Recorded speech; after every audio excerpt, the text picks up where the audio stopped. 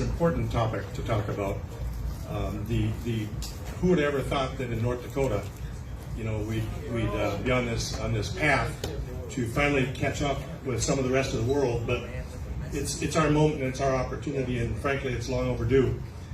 I was a sponsor of the medical bill, and have absolutely no qualms whatsoever in being an advocate for people's personal liberties, people's choices, people's rights to act and to live freely and happily. The issue of marijuana, you know, there's many aspects of it, but I would have hoped that being an agricultural state, we would have gone down this path a lot earlier because of the benefits of hemp for our farmers, and yet we had years and years of frankly our system lying to us, telling us, oh no, you can't be doing that because you put some medical fields out there, crops out there, somebody's going to come, or you put hemp out there, they're going to put their marijuana plants in it and fool you. It's all a bunch of bunk. Truth is, if you mix any hemp with marijuana, with smokable marijuana, it all becomes hemp. It's just like if you go and plant sweet corn next to field corn, it all becomes field corn. But we've had decades of people misrepresenting science, misrepresenting the truth. We've had decades, my whole life, of people telling us that pot is a gateway drug. You know, we all know what gateway drugs are, and pot's certainly not a gateway drug. In fact, what my knowledge tells me, pot keeps people from some of the drugs out there that are coming at them in the world, and we need to open those doors and those opportunities up. You know, and I remember growing up with some people when I was younger that had severe alcoholism. We had one guy in my hometown, he was just the biggest guy in the world. Every time he'd drink, he'd go out and get in fights. And then he became a pothead. And he was the mellowest, sweetest guy in the world. Yeah. And you know, there's nothing wrong with having those types of alternatives and options for us as responsible adults. So again, this is an easy topic. I'm horribly disappointed North Dakota didn't pass this the last time. Yet we have this time around, we have another chance at it, and for all we know, the courts will open it up. But Commissioner Gehrig, and thank you for being here, Commissioner Gehrig. You know, there's the aspects of personal liberty. Another aspect to me that's maybe more critical than sometimes personal liberty is social justice and prison reform. If it doesn't repulse us to have people rotting in jail for possession of pot, it should repulse us.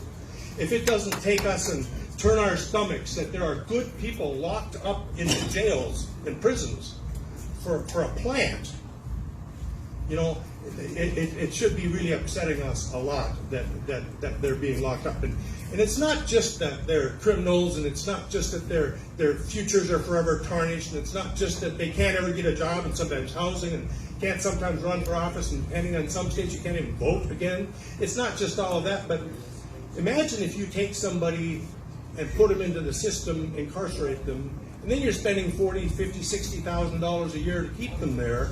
That's one element of it, but another element is big business. They can't do anything to help in the society we're in. We've taken them out of the world and locked them into a hole. They can't even help a little old lady walk across the street. They can't go do good deeds. They can't be contributing members of society. They can't be productive.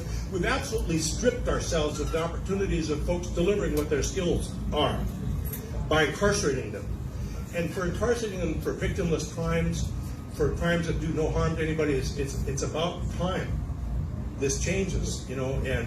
And if I were a person of color, I can assure you that I would be looked at differently than a white guy who's born kind of into this world where we have privileges just because we exist. We have friends and we have families and we have members in our community out there that are more at risk than others, and this has to change. You know, so get on with it, get going with this measure. You know, don't be knocked back by the fact that there doesn't seem to be a lot of you here. You know, it's. I'll remember back a story. I remember back when I lived in Rochester, New York, and years ago. There was an effort to take their town and turn it into a positive community, and they wanted to bring some whirling dervishes to town. I don't know if you know what whirling dervishes are, but it's a religious, spiritual aspect.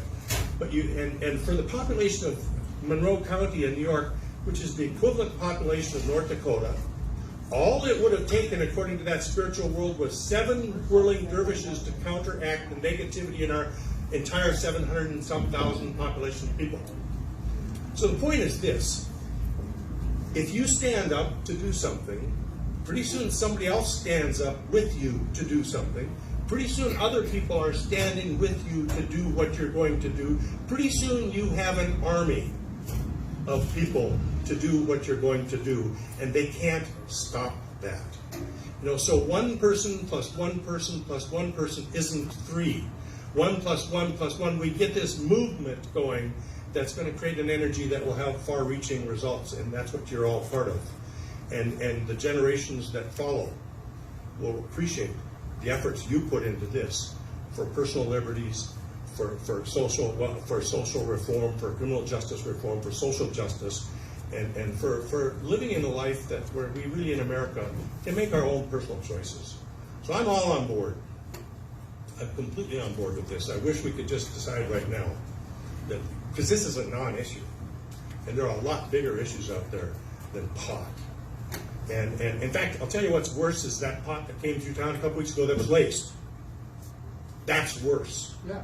Or if you have people that are at home and like I have a family member that has a severe debilitating disease, if they were to get pot that's laced with something they don't know, like paraquat, which has happened lots in their lives, or if it's gotten full of mold, or if it's gotten contaminated, or they've stored it and transported it with gasoline or soap. So it's time for us to get past all of that. And as Jim would say, get past the underbelly of the dirty illegal cartel aspects of this world.